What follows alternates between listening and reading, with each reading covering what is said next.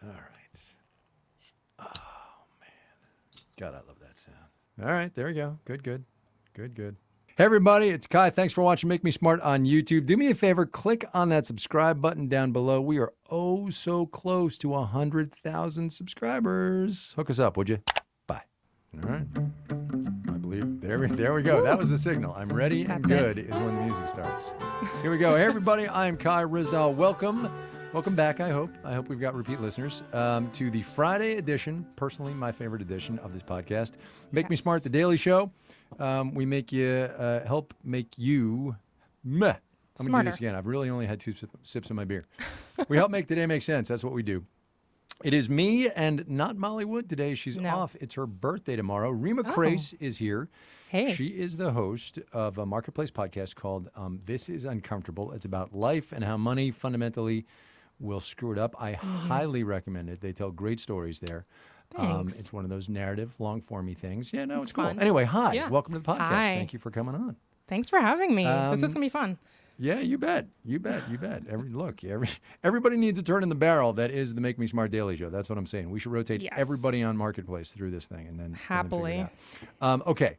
This is the Friday edition, which means I have a beer in front of me. I don't know what your choice of libation is, but share, would you? Yeah, I do not have a beer in front of me. I guess I'm representing the non-drinkers this week today. There you go. Absolutely. I have a spicy chai. I wish you could see this. It is, I have a glass in front of me here. You hear that sound? Maybe. I put some ice in there. I made the drink last night, the most ambitious drink I've made yet. Really? You made chai? Yeah, I'm proud of myself. I had this bookmark for a while from a colleague, shout out to Eliza Mills. And I kept putting it off. And then I was like, wait, I actually have to make a drink for work. Why don't I just make this? And it is delicious. Is this like a flavored chai, or is it just straight up chai? What is it? Yeah, so it's let me tell you, I'm acting like I'm a cook or chef here, but it's got like cloves, it's got cardamom pods, some tea bags, cinnamon sticks. It has the descriptive aroma of something very fall-like. That is true. Right? It is the wrong season, but I am happy, whatever. And it is Friday, so perfect. That is is all that matters. I just for the record, I've got another Elysian Space Dust IPA here. Nice. I went to the back of the fridge, dug it out. I was going to say something. Oh yeah. So making chai actually will clue into my little Make Me Smile installment down at the bottom of the program. But anyway, nice. Let us do the news first, and I'm going to do mine first just because it's super quick, and yours is actually much more better and thought provoking. But go for it. Excuse me. No, it really is. It's actually more like societally significant. Mine is just an indicator, and that is this: a piece in the Financial Times today pointing out that oil production in this country has fallen way faster than anybody thought it would. And that makes a difference because, number one, remember when oil was negative a month ago, right? It was negative $37 a barrel. But number two, oil means jobs. And when you've got people in the Permian Basin in Texas where production is down, and in the Bakken oil fields in North Dakota where production is down, those folks are losing jobs. And oil is really capital intensive. And even though oil is now at $30-something a barrel, that's not enough to make it worth pulling this stuff out of the ground. And so I think it's an interesting challenge we are now a petro economy, right? I mean, yes, we've got lots else going on and we're not like a petro state, but we were at one point not too long ago the biggest oil producer in the world.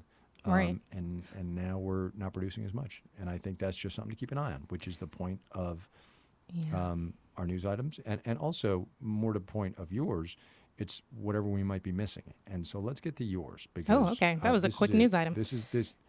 Well, look, regular I'm fine with that. To this Let podcast, me be clear. Well, they will know I don't linger on my news items. I just kind of blow by them. I'm like, here, read this, look it up. This is what it means. Boom.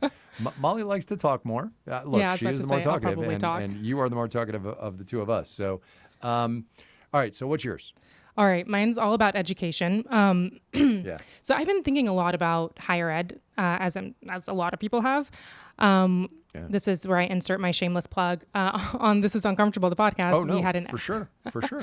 We had an episode that published yesterday where I chatted with 3 high school students who are, grappling with really tough choices right now with the uncertainty of what the fall semester may look like. And that's been on my mind. And I will get back to that in a minute. But the news item that I saw is, the University of California system, it voted to phase out the SAT and ACT as requirements to apply to its 10 schools, which is huge. Right. We've seen there have been smaller liberal arts colleges that have done that in the past, but the University of California is not small. They've got up to 300,000 students. So I think this could be pretty influential and have some big ripple effects. But yeah, and we've already heard that colleges weren't going to require exams for students entering in the fall of 2021. Like a lot of them weren't, but this is obviously a whole new level. So do me a favor and sort of explain the levels, right? Because this matters in a deeply significant way for access to higher education. Right. Well, yeah, I mean, they're basically phasing this out over the next 5 years. And the thinking, well, let me explain. So the argument is that, this will make it easier for the argument is that the SAT, the ACT have made it harder for low income, for students in rural areas, for students of color. Right. It puts them at a disadvantage, right? And there's research to show that students who come from wealthier backgrounds tend to do better because presumably they are in, school districts with better funding, more resources, and they can, take prep classes more often than other folks can. So, yeah, I mean, I think a lot of colleges will probably follow suit. There is the argument that by doing this, maybe there'll be more inflation we'll see more inflated GPAs or more workarounds to. That's so interesting. Yeah. Or I don't know, scandals. There could be other ways that students can try to sort of flag their applications and get ahead. But and I mean, they said that they're still going to use it to award scholarships and sort of figure out course placements and assess out-of-state students. But it's pretty big. And obviously, it's a huge... go for it. No, I was just going to say, so I've got 4 kids, as I think I've said before on this pod, and the whole... stress level of the college application process is insane. And anything that we can do as a society to reduce that stress on our up and coming young adults, I think I am in favor. I don't think I am. Yeah. And if they don't have to prep for this test or worry about it or, oh my God, do I have to take it again? I'm all in favor of that because it is bananas, that stress level, I took it 4 times, I think. Did you really? Oh my God. Wow. And then the thing is, Kai, each time I pretty much got the same score. I just wasted a lot of money. Yeah. But yeah, my brother, he's in college right now, and I saw that firsthand too. And he was also very stressed. And so it sounds like the University of California is going to come up with its own tests. Possibly they're going to try it out over the next few years. Yeah, but we'll see if it happens. I think they just want to test it out and see what that could look like. But I think it's big. I think it's actually huge. And honestly, just because that's the way things go these days, it's not getting enough coverage, right? I mean, yes, I got a story in the New York Times and blah, blah, blah, but I just think it's not getting enough oomph. And I'm glad you brought it up. It's really smart. Yeah. Really smart. Well, it's also, I mean, and it'll be interesting to see what hit it could take to the College Board, right? For sure. I saw a stat out there that they make $1 billion in revenue. Yeah. A year. Let me just say for those listening at home, if you can hear that wood chipper from my neighbor, there's nothing I can do about that. I got the dog yesterday. Today I've got the wood chipper, and that's just kind of the lay of the land here broadcasting from my garage.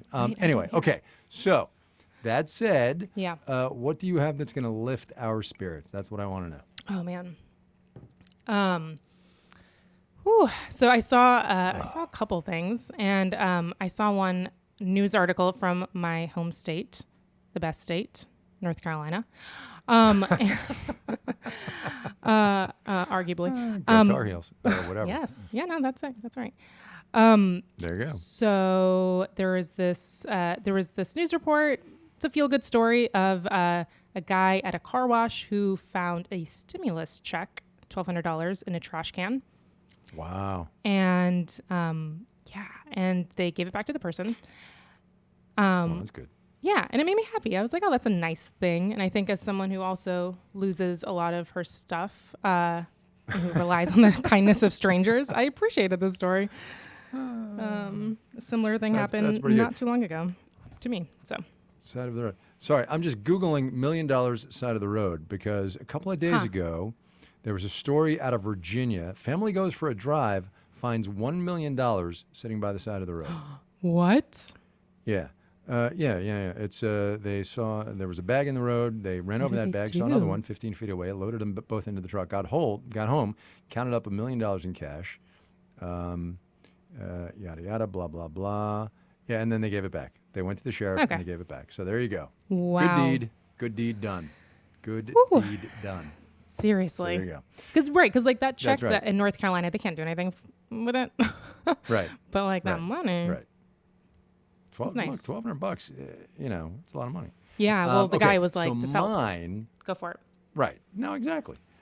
Mine is along the lines of your chai. Piece in the Wall Street Journal today. Let me just say, actually, hang on 2 seconds. I'm snobby about two things. One is beer, which I think everybody listening to this podcast knows. The other is coffee. Like, for instance, my wife will take her morning coffee and like at 10 o'clock in the morning, microwave it and finish it off, right? Yeah. And I'm like, ew, I can't handle that. So I'm kind of snobby about my coffee. Those are like the two things I know nothing about. All right, well there you go. But you know how to make a chai.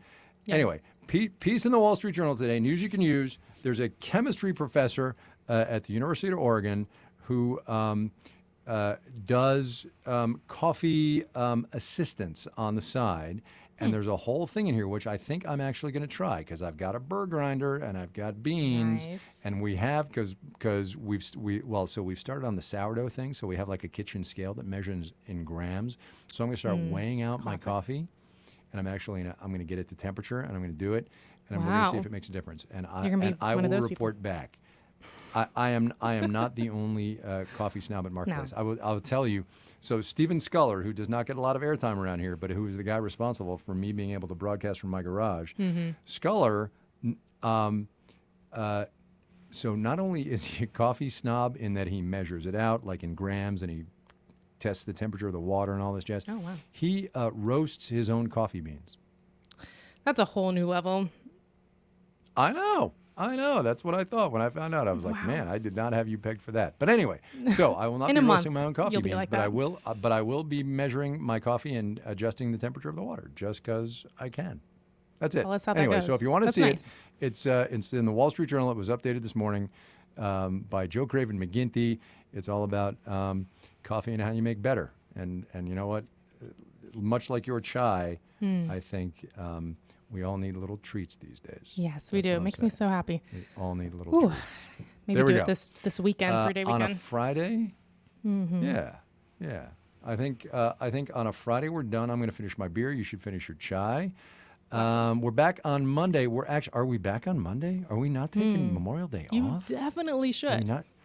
I need to have a chat with the producers of this podcast because I'm reasonably sure we're taking Monday off. Let me just say that one more time so everybody listening Did down everyone the line hear that? Me. I'm reasonably sure we're taking Monday off. So let's say we're back on Tuesday, shall we? Yes. With that, thoughts, comments, questions, makemesmart@marketplace.org. Oh, my goodness. Check out our explainers on your smart speaker this weekend. We've got Molly telling you all about NASA's Mars rovers. I will listen to that one. Go to your Echo device and just say, make me smart, and that is what does it. And with that, and let me say this again, everybody who's in a producer role in this podcast, we are taking, yes, there we go. Jody Becker, taking Monday off. Sam Anderson, taking Monday off. Okay, good. Anyway, so Make Me Smart is produced and directed by Sam Anderson. Our digital producer is Tony Wagner. Our senior producer is Jody Becker. Ben Heathcote is our video guy. Our video intern is Ethan Parrish. Erica Phillips writes our newsletters, also those smart speaker skills. Oh, this is my turn. Today's program was engineered by Ben Tolliday. Our theme music was composed by Ben Tolliday and Daniel Ramirez. The executive director of On Demand is my boss, Satara Nieves, and the senior vice president and general manager is Deborah Clark, I guess everyone's boss. Who is all of our bosses. That's Yes, right. exactly. That's right. Oh my God. So look, let me give one more plug here before the music expires. This is Uncomfortable. It's a great podcast. Reema does a really nice job guiding those conversations about money and how people think about it in this economy. And it's check it out. Obviously available wherever finer podcasts are available. Yes. Reema, thanks. What he We'll said. talk to you soon. Thanks, Kai. What he said. Yes.